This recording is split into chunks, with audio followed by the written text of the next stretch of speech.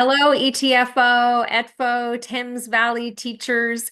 I am so pleased to join you virtually here at your general meeting this evening, and I want to thank Amanda and the Political Action Committee for this opportunity.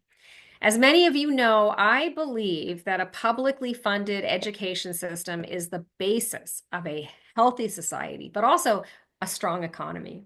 Under Doug Ford, we've seen per capita student funding decrease every year, and it's you, the frontline education workers, the teachers who I know are facing the brunt of that, and I hear it every single day as I'm traveling around this province.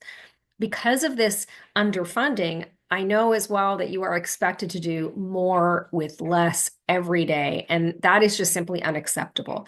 It is unacceptable that your supply budgets don't even cover the cost of things like pencils. It is unacceptable that in a province like Ontario, students who need some extra assistance are left behind because of the lack of educational assistance and additional supports.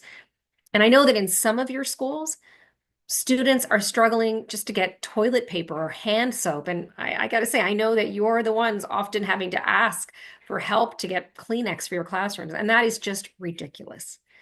While some school boards are doing a really excellent job in advocating for local schools and teachers, there are those who are making questionable choices on spending, something you all know a little bit about.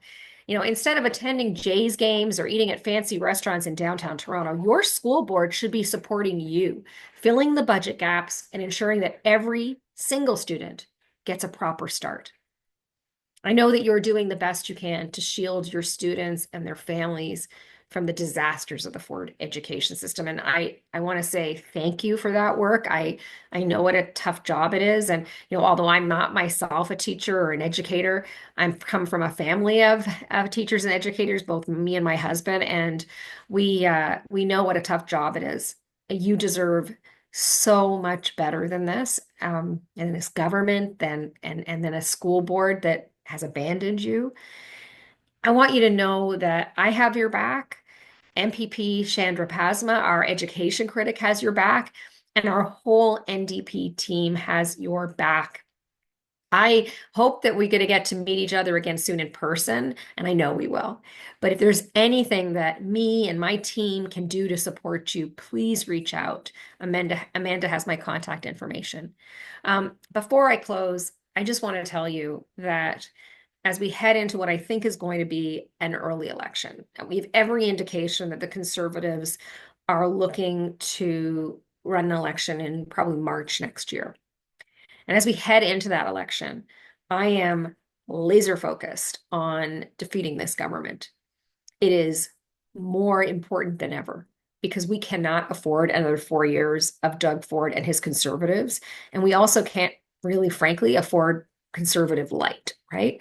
We need to make sure that the next government in Ontario is a government that centers public education, that understands the importance, as I said earlier, of public education in supporting families, but also in supporting our economy, making sure that Ontario can get back to being that powerhouse that it once was, and where our communities can thrive again.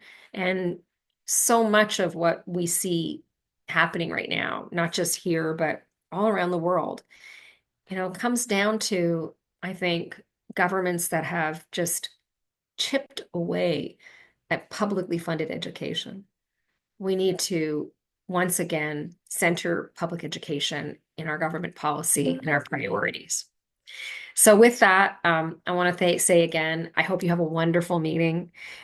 Thank you so much for giving me an opportunity to be here with you today. Merci, miigwech.